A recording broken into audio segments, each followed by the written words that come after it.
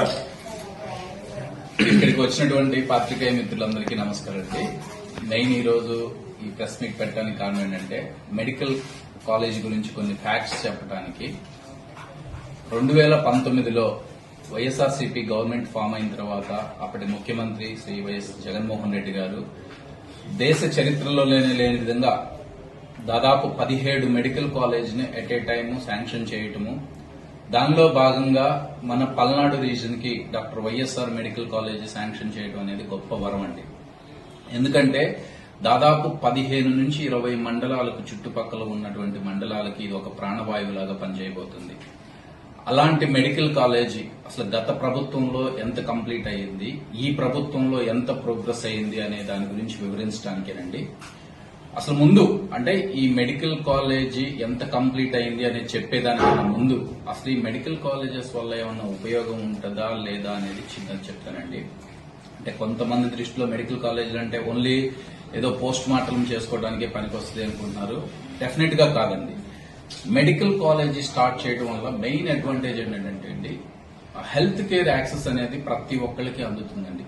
ముఖ్యంగా మీరు చూసుకున్నట్టయితే నెంబర్ ఆఫ్ డాక్టర్స్ ఎక్కువ అవుతారు. దాంతోపాటు స్పెషాలిటీస్ కానివ్వండి, సూపర్ స్పెషాలిటీస్ కానివ్వండి, ప్రతి ఒక్కటి కూడా ఒకే రూఫ్ కింద వచ్చి ప్రతి ఒక్కరికి ట్రీట్మెంట్ అందటం అనేది జరుగుతుందండి. దాంతోపాటు ఎకనామికల్ డెవలప్మెంట్ కూడా చాలా ఉంటుందండి. జాబ్ క్రియేషన్ కానివ్వండి, లోకల్ డెవలప్మెంట్ కానివ్వండి, చాలా ఎక్కువగా ఉంటుంది. దాంతోపాటు ఏంటంటే లోకల్ టాలెంట్ కూడా అండి. ఎవరైతే ఇక్కడ చదువుకొని ఉద్యోగాల కోసం చూస్తూ ఉన్నారో వాళ్ళు ఆపర్చునిటీగా వాళ్ళ టాలెంట్ ని ఎంకరేజ్ చేయడానికి, దాంతోపాటు ఎవరైతే ఇక్కడ లోకల్ గా చదువుకున్నారో వాళ్ళు తిరిగి ఇదే ప్లేస్ లో మళ్లీ పెట్టడానికి కూడా చాలా ఉపయోగపడుతుందండి.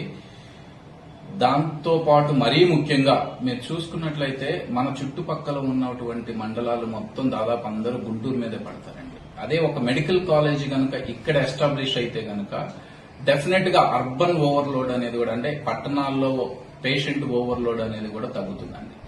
దానికి అనుగుణంగా ఒక మెడికల్ కాలేజీని గనక సరైన ప్లానింగ్ తో టైమింగ్ తో గనక కంప్లీట్ చేస్తే ఎంతో ఉపయోగపడుతుంది. అసలు నిజంగా మన పల్నాడులో ఉన్నటువంటి ఈ మెడికల్ కాలేజీ ఎంత శాతం కంప్లీట్ అయింది అనేది టూ మచ్ డిబేట్ గా నడుస్తుంది, మీకు తెలిసిందే. నిన్న ముఖ్యంగా లోకల్ ఎమ్మెల్యే గారు, అధికారులు వీళ్ళంతా వెళ్లి అక్కడ ఓన్లీ ఏదో ఒక 30% మాత్రమే కంప్లీట్ అయింది, అలాంటి దాన్ని మీరు ఎలా శంకుస్థాపన చేస్తారు అని అడిగారు. దానికి ఒకటే సమాధానం అండి. అంటే నిజంగా ఒక ప్రాజెక్ట్ అసలు ఎంత కంప్లీట్ అయింది అని చూడటానికండి మెయిన్ 2 బేస్లు తీసుకుంటారండి. ఒకటేంటంటే కాస్ట్ ఎక్స్పెండిచర్ బేస్. అంటే ఒక ప్రాజెక్ట్ కి సపోజ్ మనం ఒక 500 కోట్లు కనుక శాంక్షన్ చేశాము అనుకోండి, దానిలో ఎక్విప్మెంట్ కి ఒక 100 కోట్లు 200 కోట్లు పోతే మిగతా 300 కోట్లలో మనం ఎంత ఉపయోగించాం ఇప్పటి వరకు. మీరు చూసుకున్నట్టయితే ఇప్పుడున్న ప్రస్తుతం మెడికల్ కాలేజీలో ఆల్మోస్ట్ 75% ఎక్స్పెండిచర్ అనేది అయిపోయిందండి. దాన్ని మేబీ ఈ కాస్ట్ దాని ప్రకారం కొన్నిసార్లు లెక్కలు అటు ఇటు వేరీ అవుతుంది. ఎందుకంటే ఈ రోజు ఉన్నటువంటి కాస్ట్ ఈ రోజు ఉండదు, రేపు వేరీ అవుతా ఉంటుంది.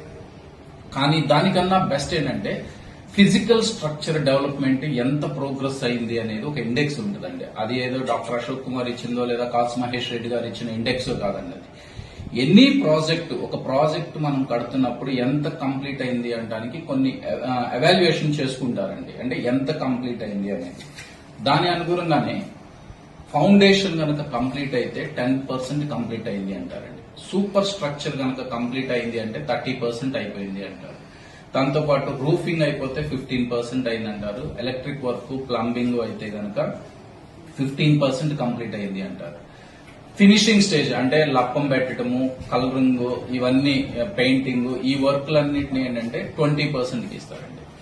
మిగతా 10% ఏంటంటే ఎక్స్టర్నల్ డెవలప్మెంట్, అంటే చుట్టుపక్కల ఉన్నటువంటి ఎంత డెవలప్ అయింది అనే దాని మీద మనం డిపెండ్ అయ్యి ఉంటుంది. ఇప్పుడు మన మెడికల్ కాలేజీ చూసుకుంటే మీరు అన్నట్టు హాస్పిటల్ ఆల్మోస్ట్ 90% కంప్లీట్ అయింది. ఎందుకంటే ఒక 200 bedded hospital already ready to occupy. Complete గా foundation, structure, everything, painting, everything ready అయిపోయిందండి. దాంతో పాటు మిగతా మీరు చూసుకున్నట్టయితే main foundation 10%, superstructure 30%, roofing 15%, electric work, plumbing మిగతాది ఒక 50% వేసుకున్నామండి. దాంతో పాటు ఫినిషింగ్ కూడా 50% వేసుకుంటున్నాం. దాని ప్రకారం చూస్తేనే ఆల్మోస్ట్ 70% నుంచి 80% వరకు వర్క్ కంప్లీట్ అయి కనిపిస్తుందండి. మీరు ఇది చూడండి, ఈ వీడియోస్ లో ఈ ఫొటోస్ లో చూసినట్టయితే ఇది ఆల్ కంప్లీటెడ్ అండి. ఇదేంటి సూపర్ స్ట్రక్చర్ ఎవ్రీథింగ్ కంప్లీట్ అయిపోయింది. ఓన్లీ పెయింటింగ్ అంటే ఎక్స్టర్నల్ వర్క్ అది మిగిలిపోయిందండి. ఇది రెడీ టు ఆక్యుపై బిల్డింగ్స్ అండి ఇవన్నీ. ఈవెన్ డెఫినెట్ గా కాలేజ్ సైడ్ కొంచెం ఇంకా వర్క్ జరగాల్సి ఉందండి. కానీ మీరు చూసుకున్నట్లయితే మెడికల్ కాలేజ్ స్టార్ట్ అవ్వాలి అంటే బిఫోర్ దట్ హాస్పిటల్ రన్నింగ్ అనేది చాలా మ్యాండేటరీ అండి. రెడీగా ఉన్నటువంటి హాస్పిటల్ ని వదిలేసేసేసి డెఫినెట్ గా అది రన్నింగ్ లోకి వచ్చిన తర్వాత మెడికల్ కాలేజ్ వర్క్ ప్రోగ్రెస్ అవ్వడం తప్పలేదండి. అదంతా వదిలేసి ఏదో డెవలప్మెంట్ ఏంటి క్వశ్చన్ చేస్తున్నారు అనేది సిలీ థింగ్ అండి. నెక్స్ట్ సరే, గత ప్రభుత్వం అనేది వదిలేయండి. లాస్ట్ 1 year గా ఈ ప్రభుత్వంలో ఎంతవరకు ప్రోగ్రెస్ అయిందో మీరు ఒక్కసారి ఆలోచించండి. ప్రాబబ్లీ 1 or 2% మాత్రమే ప్రోగ్రెస్ అయింది.